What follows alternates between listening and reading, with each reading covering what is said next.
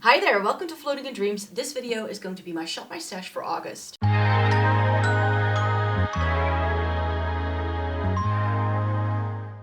Welcome to everyone watching today. Thank you so very much for joining me. This video is going to be an updated everyday makeup drawer for August. I'm going to be selecting some new products to go in here, but before we get to that, I'm going to be showing you what was in here and give you the mini reviews. And then towards the end of the video, I will also be showing you what eyeshadow palettes I will be trying out this month and what eyeshadow palettes I would like to go back to. If you're unfamiliar with my channel, then hi, my name is Maaike. I live in the Netherlands. I come from a fair skin, cool to neutral undertone perspective because makeup just kind of works a little bit differently for me sometimes, and I just wanted to let people know about it. I've been reviewing makeup for more than a decade. I love eyeshadow palettes, Essence and Catrice, and getting the use out of my makeup, which is why I do this Shop My Stash every month. So I hope you're here for that, and I hope you'd like to consider subscribing by clicking the button down below. So yes, an exciting month. August is always my eyeshadow palette month, where I do nothing but content about eyeshadow palettes, save for a video like this that I tend to do every month anyway. So the Shop My Stash is staying, and a couple of other bits as well. So yeah, I will be showing you what eyeshadow palettes I will be reaching for towards the end of the video. But we had quite a bit going on in this drawer, and I am happy to announce that in this corner are all the bits that I used up, or that I need to stop using. So I used up my lip balm finally. I used up both of my mascaras, the Catrice Glam & Dole and the Essence Lash Princess. And the Essence Make Me Brow was a surprise that it was gone. I had not expected to use it up, but I did. And then the Kiko Hydrating and Perfecting Primer was also used up this month. The Kaleidos Tone Activator I put in here because I used up my Milani eyeshadow primer last month. And this was an eye primer I still wanted to try. I got it as a free gift with purchase. But sadly, this gave me irritated eyes. I don't know what's in this, but I think it's more so the formula. It's a very liquidy formula, and it seems to have quite an oily base, and the oil sort of seeps into my eyes. And the more I use it, the more sensitive my eyes got. So I swapped that out for my Kiko Neutral Eye Base. And that's what I'm currently using. So this has been working a lot better than the Kaleidos one. Then also in here in the back is the Charlotte Tilbury Airbrush Flawless Setting Spray. And I bought this in the Black Friday sale. And if I bought the biggest size, I remember I got an extra discount, or I got this for free, which is the only reason why I bought the bigger one. And I don't like this at all. It has a floral fragrance, which is very subtle, but I don't like it. Plus, the first couple of times I used this, I could feel my skin starting to tingle after applying this. So there's definitely something in this that my skin doesn't really like. However, since I've soldiered on with this and I've been using it consistently, that tingling sensation has gone away. So I think it was just something in the initial application. I very often have this with skincare as well, where I just need to get through the first week or two, and then my skin sort of stabilizes and it gets used to the product and I can wear it just fine. But yeah, just for that reason, I know I won't be repurchasing this in the future. I will use it up, however. For brows, I have still my Face Shop eyebrow pencil in here because that's still going strong. And I exchanged my Essence Make Me Brow for the Thick It Stick It by NYX. I have this in shade Cool Blonde. This is nice, but it's got a really, really big brush. And I just had my brows done the other day, and I feel they made them a little bit too thin, so it's been a challenge to use this big of a brush with my current quite narrow and sparse brows. But oh well. Burt's Bees lip balm. I'm going to be using that now that my lip balm is gone. My MAC Paint Pot in Painterly. Still going strong, but I can feel the glass in the bottom. So I'm thinking that I might hit pan on this sometime soon. Yogurt is still going strong. And I repurchased a new Glam & Dole by Catrice because I always keep it in my Shop My Stash. I just bought it the other day. This is what I tend to do. This mascara is sold at the drugstore around the corner of my house, so whenever I run out, I just go to the store and buy a new one. I don't keep this in backup because there's no use. And then the Lash Changer from Catrice is the one I put in here. I filmed a short earlier in the month where I showed you my top 5 favorite mascaras, and that's why these mascaras are here, because I'm afraid that if I put them back into my makeup drawers, I will forget which ones have been opened. So I'll keep the ones I opened to film that short in the drawer so that I can go through them one by one and just use them up before they dry out completely. So that's why I still have my Maybelline and my L'Oreal here. I don't use them at the minute because the more you keep it closed, the better it is. And I don't see the point of using 3 mascaras at the same time. I'm already using 2, so there you go. Because I used up my Kiko primer, I started using the Milk Hydro Grip. This is the first time I've purchased one of these larger sizes. I went through several travel sizes and samples of this before deciding to commit. However, this has a tendency to expire quickly, and I started to notice that this is starting to turn a darker shade of green than when I initially bought it. So I knew I had to make my way through it quickly. But yeah, this is a really good primer and I do enjoy it. At the moment, I'm not entirely sure. Would I repurchase it again if I've gone through the entire thing? I don't think so. I'm really loving trying more glowy primers at the minute, and that's, I think, what I want to stick with rather than these hydrating sticky things. So that's going to stay in here. Also going to stay are both the concealer and the foundation I'm using. I made it my journey to this year to use up this discontinued Chanel Le Beige Tinted Moisturizer. It's an older product in my makeup collection and I want to use it up before it expires. And I thought I only had to use a little bit of this. But actually now that I've been using it, it's actually quite difficult to squeeze it out already. So I think if I soldier on with this throughout August, I think I might actually be able to use it up already. And then the Dior Forever Skin Corrector. This is one of my favorite concealers. This is in the lightest shade 1N. They're supposed to be a 0N shade as well. But when I bought it, this was the lightest shade I could get my hands on. And I thought it was too dark. But now that it's like the summertime, my skin can get away with a little bit more. And actually the middle part of my face, which is where I apply concealer, is a little bit darker than the edges of my face. So this actually works really well at covering up my redness, and I've been really loving the formula. Both of these products have been working really well in the humid weather that we've been having. We've been having a lot of rain, and that's definitely has gone into what I've been preferring to wear this month.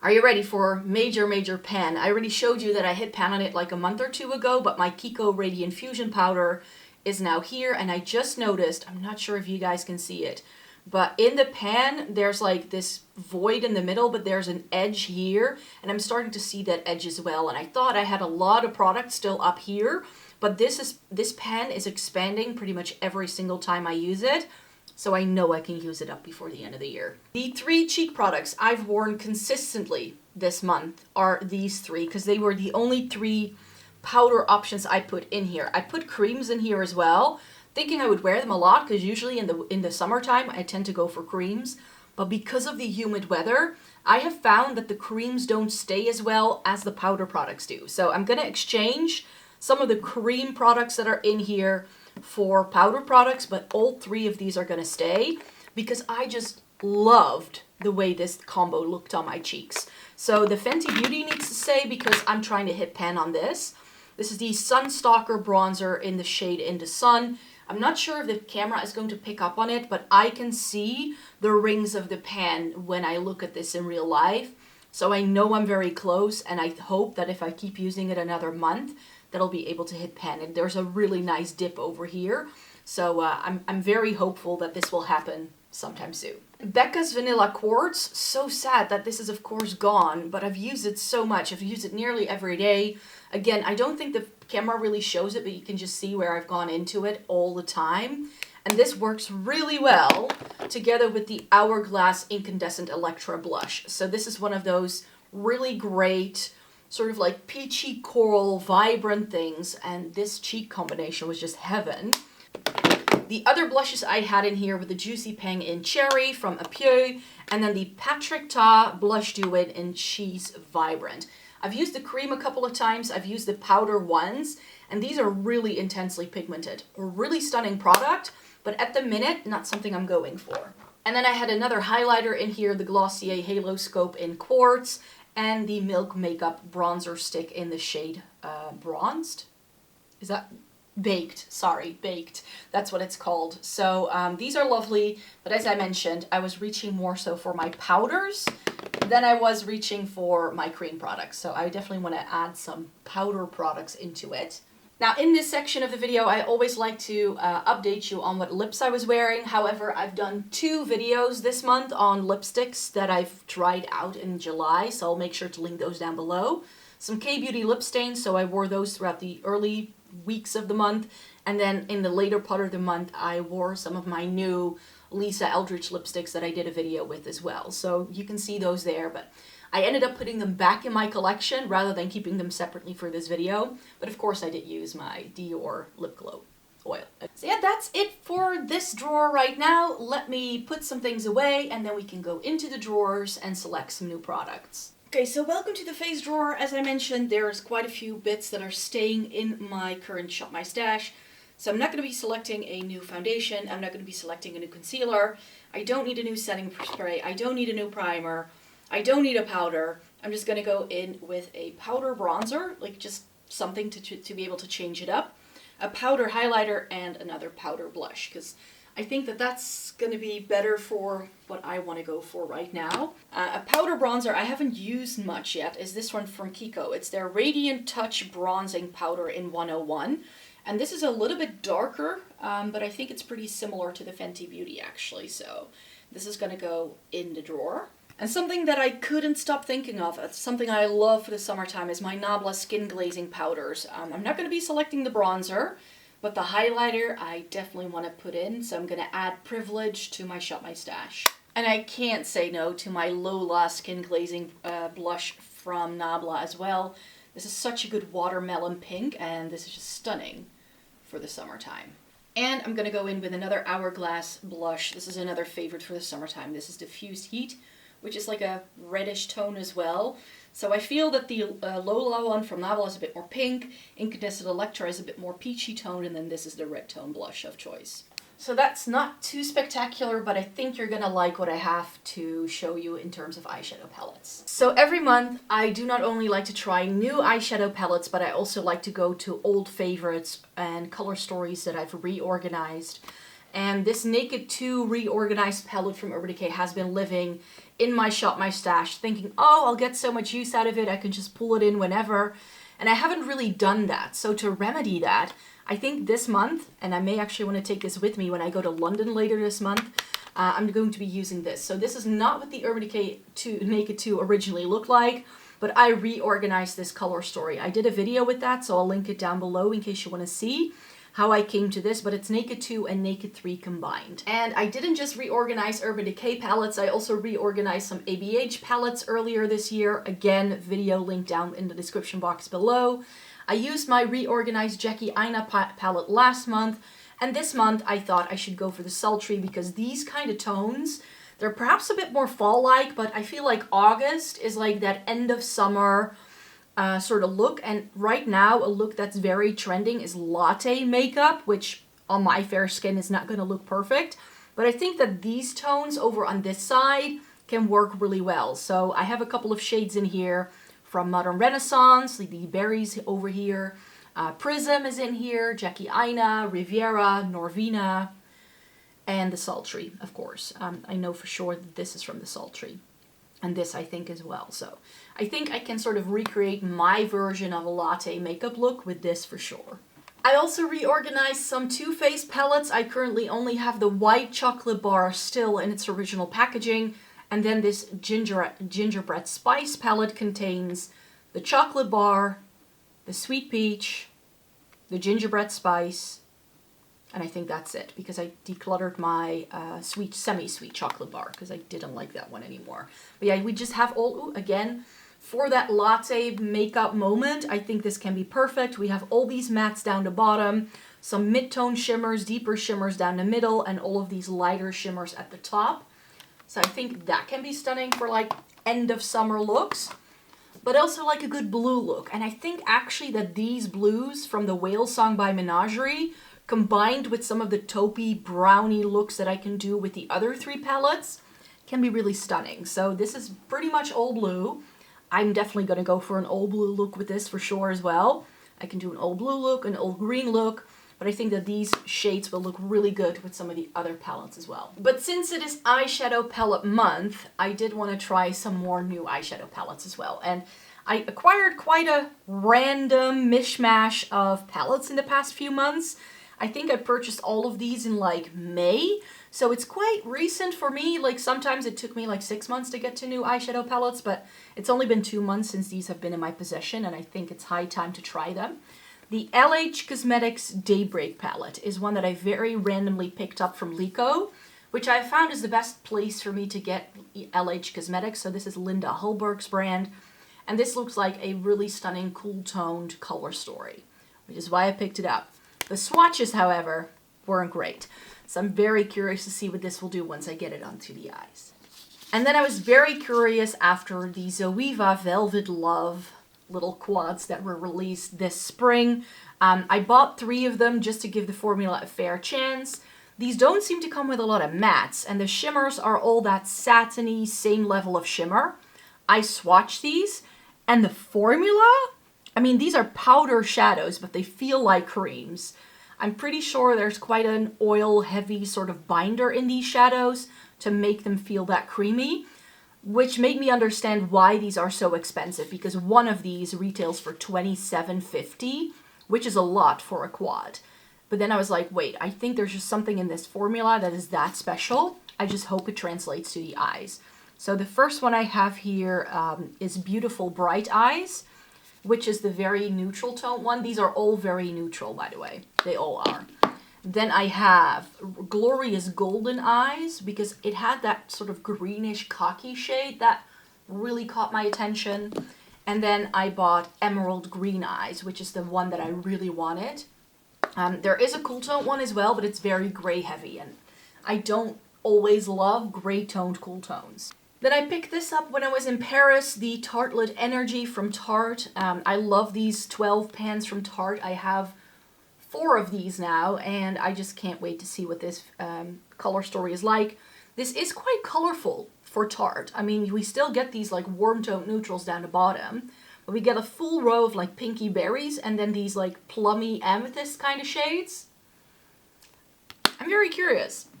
I'm excited for that one.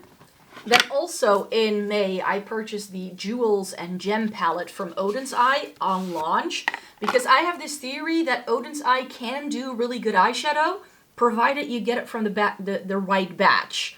I bought some from the Christmas limited edition, and I got them from the later batch that they released, and I wasn't wowed by the quality. Even though I've tried Oden's Eye in the past, and I've loved their quality. And this, in the swatches, it was beautiful. All of these shimmers are incredibly dimensional. We get a good range of mattes. It's got some rosy warm things, but everything else is quite cool toned. We get some grayish teals, some grayish blues, some good browns, like this like green tone situation over here that can be perhaps a bit golden toned. I'm just really excited to see what this will do on my fair skin, because maybe these shades just don't pull the way I think they will, looking at them in the palette. Oh, and my nails match the palette. How fun is that? Yes, I decided, for the first time in 2 years, I've polished my nails. It's been a while.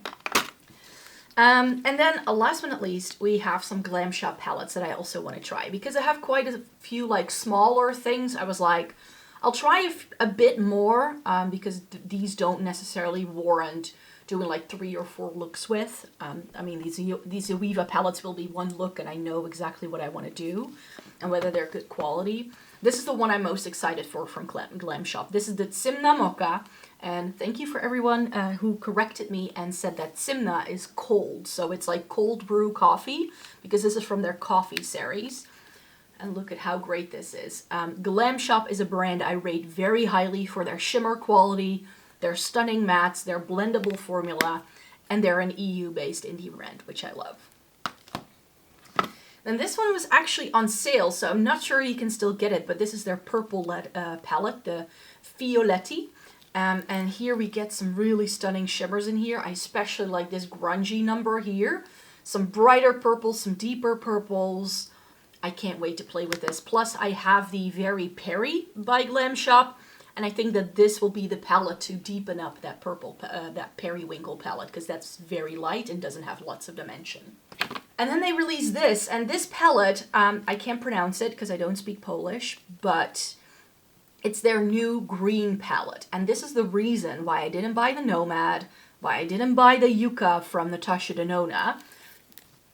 Because this does the same thing and it's like half the price of those. We do get some warmth here, but a lot of the greens are actually more cool tone leaning, which is what I liked. We get some really like that shimmer. I can't wait to put that on the lids. This is really stunning as well. It's got some dimension, really intense shimmer quality. Such a pretty eyeshadow palette, and I can't wait to play with these. So those are the makeup products I will be playing with this month, the eyeshadow palettes I will be reviewing for you. So I know I didn't change it up that much, but I just want to get more use out of some makeup products. And the best way to do that is to keep them in here for a while to really see if I can use up that foundation, for instance, and hit pan on my Fenty Beauty bronzer. That's the goal. I've had that goal in the past and it never worked out before, but it's good to have a goal like that from time to time. I'm not much of a project panner, but sometimes I just really like getting the use out of my makeup and making sure I use up as much as I can before it expires or before I feel the need to declutter. So that's definitely what's going on here as well. So thank you so very much for being here today. Thumbs up this video if you liked it. I will be doing extra videos every single week throughout August because we're doing eyeshadow palette month. So we're doing nothing but eyeshadow palettes save for my regular series. So I hope you're here for it. Subscribe to the channel if you want to stay up to date with when I post new videos. And then I hope to see you in my next video. Bye-bye!